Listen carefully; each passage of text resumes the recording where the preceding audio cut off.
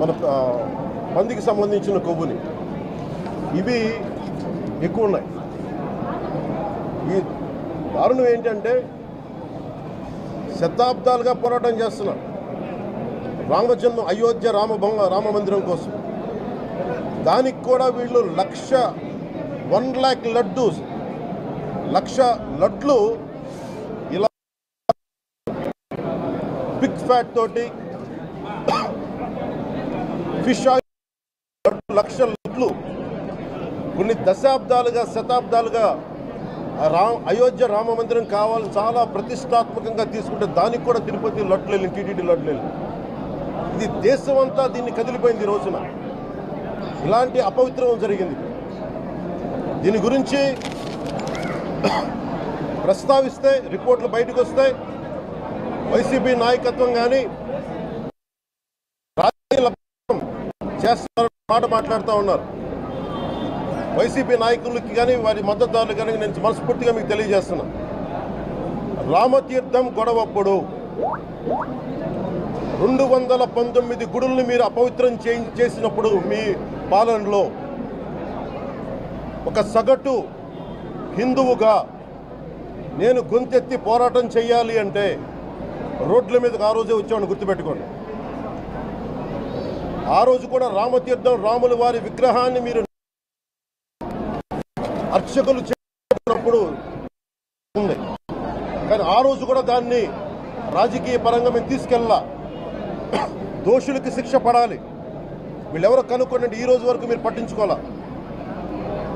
ఇది మేము చెప్తూనే నిజంగా చేయాలంటే ఈ ప్రస్తావన ఎందుకు తీసుకొస్తున్నానంటే సమాజంలో అస్థిరత లేదంటే డిస్హార్మనీ క్రియేట్ చేయడానికి మేము లేవు ఇక్కడ.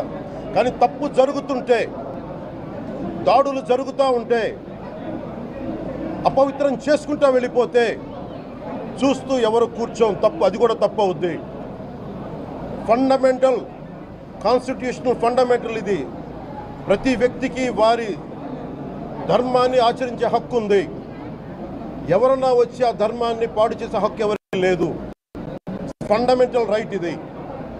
ఇలాంటి స్థాయిలో ఈ రిపోర్ట్ బయటకు వచ్చినప్పుడు ఏం చెప్పు ఉండాల్సింది గత ముఖ్యమంత్రి గారు? సార్, ఇది ప్రభుత్వం, మన కొత్త ప్రభుత్వంలోకి వచ్చాం. ఇది వెండెట్టా ప్రభుత్వం కాదు, ఇది పగా ప్రతీకారాల ప్రభుత్వం కాదు ఇది. కానీ తప్పు జరుగుతుంటే మటుకు చేతులు కట్టుకొని చూసే ప్రభుత్వం కూడా కాదు. అది మీకు చాలా పగడ్బందీగా తెలియజేస్తున్నాను విషయం. అలాంటిది నా మీద ఎన్నో మాట్లాడినా మేము ఎప్పుడు మాట్లాడలా. రామతీర్థం గురించి జరిగినప్పుడు కూడా మేము మాట్లాడలా. కానీ ఈ రోజున రిపీట్ అయిపోతున్నాయి మిస్టేక్స్. అలవాటైపోయింది. ఇప్పుడే ఫుల్ స్టాప్ టు దిస్. దీంట్లో ఒక్కరు నిందించట్లా. టీటీడీ బోర్డు ఉంది, వైసీపీ కాన్స్టిట్యూట్ చేసిన టీటీడీ బోర్డు ఉంది. వైవి సుబ్బారెడ్డి గారు ఉన్నారు టీటీడీ చైర్మన్గా. టీటీడీ ఈవోగా ధర్మారెడ్డి గారు ఉన్నారు. మళ్ళీ వాళ్ళు కాకుండా కొత్తగా వచ్చారు.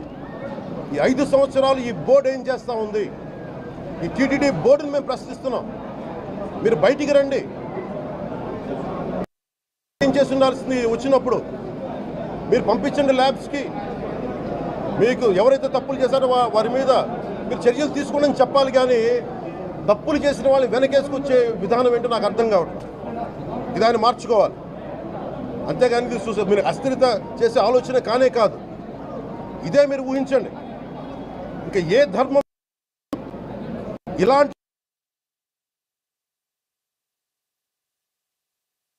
మీద జరిగినా దేశం అల్లకల్లోలం చేసేస్తారు. ప్రపంచం అంతా మాట్లాడతారు. గ్లోబల్ న్యూస్ అయిపోద్ది.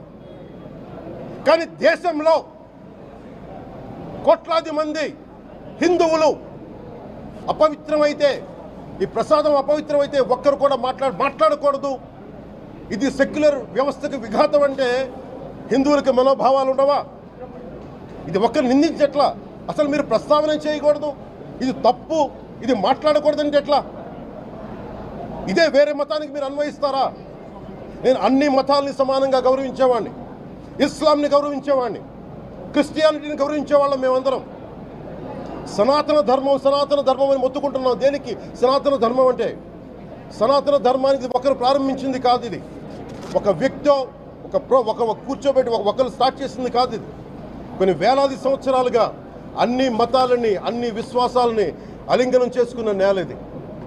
అలా దగ్గర తీసుకున్న ఈ నేల మీద ఇలాంటి అపవిత్రం జరిగితే, రిపీటెడ్గా జరిగితే, ఒకసారి కాదు 2 సార్లు కాదు, రిపీటెడ్గా జరిగితే ఇప్పుడు కూడా మాట్లాడకూడదంటే అది తప్పు చేసిన వాళ్ళం అవుతాం.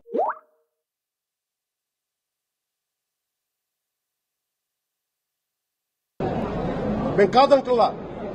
టీటీడీ బోర్డు అప్పుడు టీటీడీ బోర్డు బాధ్యత తీసుకోవాలి. పొలిటికల్గా వచ్చి అలంకారప్రాయంగా ఒక్కొక్కళ్ళు వచ్చేసి దర్శనాలకి టికెట్లు ఇవ్వడానికి మీరు బోర్డు మెంబర్స్ అవ్వలేదు. మీరు ఎవరు చైర్మన్ కానీ ఈవో కానీ. మీరు అక్కడ ధర్మాన్ని పరిరక్షించాలి. మీరు అక్కడ మీ ఇష్టాలకి మీరు కూర్చోబెట్టి మీ ఇష్టాలకి కాంట్రాక్ట్లు ఇచ్చుకోవడానికి మీరు టీటీడీ బోర్డుకి మీరు వెళ్ళలేదు. మీరందరూ మీ అందరికీ బాధ్యత ఉంది. మీరు నిర్ణయించుకోవాలి. ఎవరికి కోపాలు రావు, ఎవరికి వేదన రాదు, ఎవరికి బాధలు రావంటే కుదరదు. వస్తాయి బాధలు, వేదన ఉంది, మాట్లాడతాం. మర్చిపోకండి ఎవరు. గత ముఖ్యమంత్రి గారు కూడా నేను చేస్తా ఉన్నాను, జగన్మోహన్ రెడ్డి గారికి కూడా. ఇదే చర్చికి జరిగితే మీరు ఊరుకుంటారా? ఒక మసీదుకి జరిగితే ఊరుకుంటారా? ఒక తిరుమలకు జరిగినప్పుడు ఎందుకు వెనకేసుకొస్తారు? రాకండి. ఏ మతం మీద దాడి జరిగినా సంపూర్ణంగా నాతో సహా మేము ఖండిస్తాం, వస్తాం. ఇస్లాం మీద దాడి జరిగితే మేము మాట్లాడతాం. క్రిస్టియానిటీ మీద దాడి జరిగితే మేము మాట్లాడతాం. హిందూ ధర్మం మీద, సనాతన ధర్మం మీద దాడి జరిగితే కూడా నేను మాట్లాడతాను. ఇది మొదటిసారి కాదు, మేమందరం మాట్లాడతాం. ఇది ప్రాథమిక హక్కు. ఇది పరస్పర విశ్వాసాలను గౌరవించుకోవడం చాలా చాలా అవసరం. ఇది అందరికీ తెలియజేస్తున్నాను. ఇది దోషులకి కఠిన శిక్ష పడాలి. అలాగే ముఖ్యమంత్రి గారికి కూడా నేను తెలియజేసుకున్నాను, చంద్రబాబు నాయుడు గారికి కూడా. క్యాబినెట్ మీటింగ్ జరగాలి, అసెంబ్లీలో చర్చ జరగాలి. అసలు టీటీడీ ట్రస్ట్లో ఎన్ని అవకతవకలు జరిగినాయి, దీని మీద కూలంకషంగా దీని మీద చర్చలు జరగాలి. అలాగే నిన్న అందరూ మీడియా పెద్దలు కూడా అడుగుతూ ఉన్నారు, అధిపతులు, పత్రికాధిపతులు కూడా అడుగుతూ ఉన్నారు, మీడియా వారు కూడా అడుగుతున్నారు, దీన్ని సిబిఐకి తీసుకెళ్లాలా లేదా అనేది. అది గౌరవ ముఖ్యమంత్రి గారు నిర్ణయం తీసుకోమని. మీరు ఏ నిర్ణయం తీసుకున్నా క్యాబినెట్ మీ వెనకాల ఉంటుంది, ఉంటారు. ఇది ఇక్కడతో ఆగాలని మనస్ఫూర్తిగా నేను కోరుకుంటున్నాను. అలాగే 40 సంవత్సరాలుగా కర్ణాటకలోని గీ కంపెనీకి ఇస్తూ ఉన్నారు. 15,000 కేజీలు అవసరం అవుతుంది నెయ్యి, మనకి స్వచ్ఛమైన నెయ్యి. అలాంటిది వీళ్ళు 1000 రూపాయలు కొన్నదాన్ని వీళ్ళు 360 రూపాయలకే వస్తుందని చెప్పి ఎవరో మిడిల్ మ్యాన్ వచ్చి చెప్పారు. ఆ మిడిల్ మ్యాన్ ఎవరు? మీరు 1,00,000 లడ్డూలు మీరు